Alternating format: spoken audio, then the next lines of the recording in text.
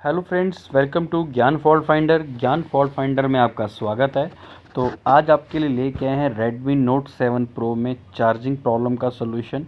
और अगर Redmi Note 7 Pro में आपकी चार्जिंग की प्रॉब्लम है, USB की प्रॉब्लम है या फिर बैटरी आईडी की प्रॉब्लम है जिसके वजह से नॉट चार्जिंग, बैटरी एरर या चार्जिंग एरर की प्रॉब्लम आती है, उसके बारे में बात करेंगे। USB की सप्लाई कहाँ जाती है, किस में जाती है, उसके बारे में बात करेंगे। ठीक है। और चार्जिंग के सेक्शन के बारे में बात करेंगे कि चार्जिंग की वोल्टेज कहाँ इन होती है, कहाँ आउट होती है, कौन से आईसी से, कौन से कंपोनेंट से निकल के जाती है, तो उसके बारे में बात करेंगे। तो चलते हैं सीधा वीडियो पर। तो देखिए, जैसे ये हमारा Redmi Note 7 Pro का पीसीबी होता है और राइट साइड पे नेटर सेक्शन के नीचे आप एक कनेक्टर देख रहे हैं। ये हमारा सब पीसीबी कनेक्टर होता है जहाँ पे चार्जिंग का जो सब पीसीबी पत्ता होता है वो कनेक्ट किया जाता है। ठीक है। अब यहाँ पे देखेंगे आप, जैसे लेफ़्ट साइड से जो कनेक्टर का जो जो कोने की पिन है जिस पे रेड कलर की लाइन आपकी आ रही है, ये हमारा वी बस पॉइंट होता है, यानी चार्जिंग की जो प्लस पिन की वोल्टेज है वो यहाँ पे कनेक्ट करती है। तो और इसके ऊपर एक गोल्डन पॉइंट दिया गया है और इस गोल्डन पॉइंट पे आपको कनेक्टर लगाने, पत्ता लगाने के बाद 5 वोल्ट की सप्लाई आपको चेक कर लेनी है। आपका 5 वोल्ट की करंट आना चाहिए और इस 5 वोल्ट की आपकी चार्जिंग की पॉजिटिव पिन की सप्लाई यहाँ से होते हुए एक फ़िल्टर आईसी दी गई है यहाँ पे। और उसके बाद एक कैपेसिटर लगा हुआ है, फिर रेजिस्टेंस लगा हुआ है, फिर कैपेसिटर से होते हुए ऊपर एक पावर आईसी दी गई है। इस पावर आईसी में ये सीधा जाके कनेक्ट की जाती है। ठीक है। तो ये हमारी पावर आईसी है। Power IC plus charging IC दोनों इसी के अंदर ही है। ठीक है। और लाइट सेक्शन भी इसी में जुड़ा हुआ है हमारा। ठीक है। तो ये यहाँ पे करंट इन होता है इस कैपेसिटर के द्वारा। तो इस कैपेसिटर तक आपको, ऊपर वाला जो कैपेसिटर है यहाँ तक आपको 5 वोल्ट की सप्लाई चेक कर लेनी है। ठीक है। उसके बाद जो आउटपुट सप्लाई निकलती है इस कैपेसिटर के द्वारा, और इस कैपेसिटर के द्वारा आउट निकलते हुए नीचे डायोड लगा हुआ है, फिर कैपेसिटर लगा हुआ है और वी बैट के पॉइंट पर कनेक्ट की जाती है। यानी बैटरी कनेक्टर का जो हमारा प्लस पॉइंट है वो यहाँ पे कनेक्ट की जाती है। ठीक है। तो प्लस पिन से यानी वी बस पॉइंट से होते हुए सप्लाई आपकी यहाँ पे एक फ़िल्टर आईसी दी गई है, फिर कैपेसिटर दिया गया है, फिर रेजिस्टेंस दिया गया है, फिर इस कैपेसिटर से होते हुए ये करंट इन होता है यहाँ पे 5 वोल्ट का। तो इस कैपेसिटर तक आपको 5 वोल्टेज चेक कर लेनी है और उसके बाद आउटपुट जो करंट निकल रहा है वो यहाँ से इस नीचे कैपेसिटर के थ्रू होते हुए फिर यहाँ पे नीचे कैपेसिटर और डायोड दिया गया है और डायोड के बाद सीधा बैटरी कनेक्टर के पॉजिटिव पॉइंट पे कनेक्ट की जाती है। तो इस तरीके से हम चार्जिंग की प्रॉब्लम को सॉल्व कर सकते हैं। और इस चार्जिंग का पूरा मैंने आपको वेज बता दिया कि किस तरीके से चार्जिंग आईसी में करंट इन होता है, कौन से कंपोनेंट से आउट होता है। ठीक है जी।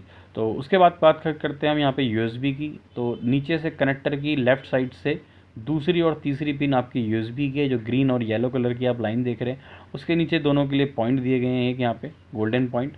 और उसके बाद यहाँ पे एक रजिस्टेंस लगाया गया है दोनों पिनों के लिए और रजिस्टेंस के अगले हिस्से से इसकी सप्लाई, ठीक है, एक नीचे उसी हिस्से से आपकी सप्लाई एक तो सीपीयू में कनेक्ट की जाती है यहाँ पे। ठीक है। और उसके अगले हिस्से से इसकी जो सप्लाई है वो ऊपर चार्जिंग आईसी में ही जा रही है। ठीक है। ये देख सकते हैं, ये जो लाइन जा रही है डायरेक्टली सीपीयू में जा रही है, यहाँ पे कनेक्ट की जा रही है यहाँ पे उसी पॉइंट से। और अगले हिस्से से उसकी सप्लाई आपकी जा रही है सीधा यहाँ पे चार्जिंग आईसी में। ये देख सकते हैं, ये रेजिस्टेंस लगा हुआ है यहाँ पे और रेजिस्टेंस के अगले हिस्से से दोनों पिनों की आपकी सप्लाई यहाँ पे ऊपर सीधा डायरेक्ट चार्जिंग आईसी में कनेक्ट की जाती है। तो इस तरीके से आप यूएसबी की वेज को भी चेक कर सकते हैं। और यूएसबी की अगर आपका ट्रैक सप्लाई कटा है तो यहाँ पे इन कंपोनेंट्स पे जंपर लगा के उसको आप ठीक कर सकते हैं। ठीक है। उसके बाद आपकी इसकी सप्लाई चार्जिंग आईसी में जा रही है। उसके बाद हम बात करते हैं बैटरी कनेक्टर की। जो बीच वाले पॉइंट होते हैं जिसे हम बैटरी आईडी या बैटरी थर्मल की लाइन बोलते हैं। ठीक है। तो ये हमारे यूएसबी का हमने देख लिया यहाँ पे। ठीक है। उसके बाद हम यहाँ बात करेंगे बैटरी कनेक्टर की।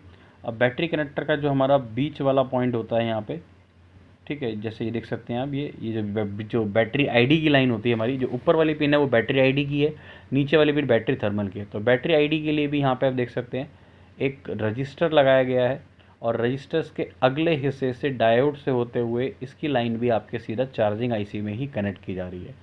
तो अगर आपका ये बैटरी आईडी की प्रॉब्लम आपके आती है तो आपको ये रेजिस्टेंस के वजह से भी प्रॉब्लम हो सकती है। आपको उस कंडीशन में रेजिस्टेंस चेंज करना पड़ता है जिसमें चार्जिंग एरर, बैटरी एरर की प्रॉब्लम आती है। ठीक है। उसके बाद अगर हम बात करते हैं थर्मल की लाइन, ये हमारी जो ऑरेंज कलर की लाइन है नीचे वाली, ये हमारी बैटरी थर्मल की लाइन है। इसके लिए भी एक रेजिस्टेंस लगा गया है और इस रेजिस्टेंस के बाद इसकी लाइन भी आपकी सीधा चार्जिंग आईसी में ही कनेक्ट की जा रही है। ये देख सकते हैं, ये लाइन जा रही है बैटरी कनेक्टर की, बैटरी थर्मल की। ठीक है। तो इसके लिए रेजिस्टेंस लगाया गया और रेजिस्टेंस के अगले हिस्से से सप्लाई सीधा आपके चार्जिंग IC में जा रही है।